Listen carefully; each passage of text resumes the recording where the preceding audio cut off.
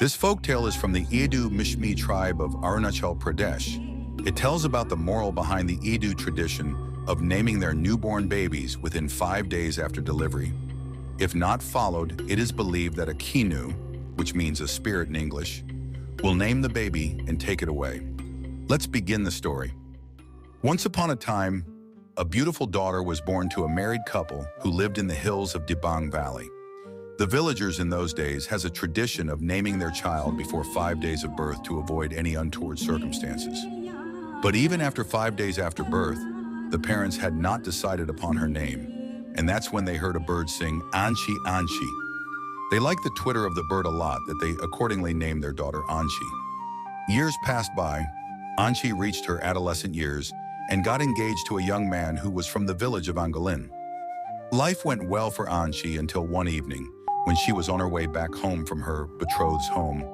A kinu, a spirit, caught her by the arm. She cried out aloud in fear. Suddenly, her betrothed heard her voice and ran towards her. As soon as he saw her, he grabbed Anchi by the other arm. The struggle ensued between the spirit and Anchi's betrothed, with both sides trying their best to not let go of her. Anchi was in terrible pain as she was being pulled from both directions. Not able to withstand the pain, she requested her betrothed to let go of her. He complied, and immediately a thundering voice was heard from the deep forest, and Anchi floated in air, and she vanished without a trace. Her betrothed, now in fear, hurried back to the village and explained their Ayergu, a priest, about what happened. The Igu, a priest, with his God-gifted wisdom and insight, found out that Anchi was the name suggested by the spirit, and therefore she belonged to him. Nothing could be done.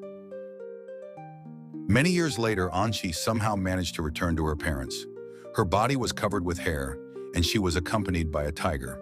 The villagers looked in concerned, as the Anchi they once knew was beautiful and had no hair in the body.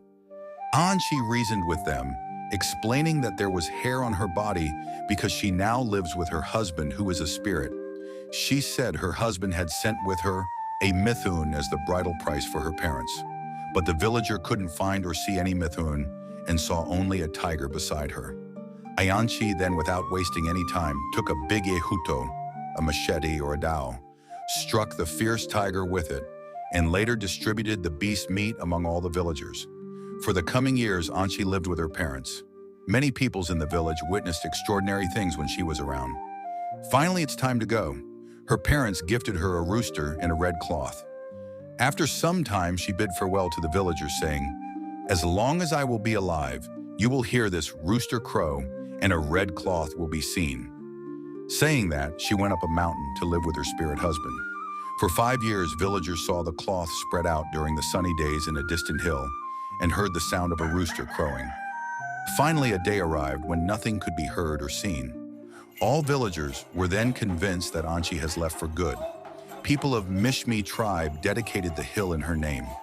The hill came to be known as Nani Anchi Alome Ako and is today located between the villages of Angalin and Apruli in Middle Dibang Valley.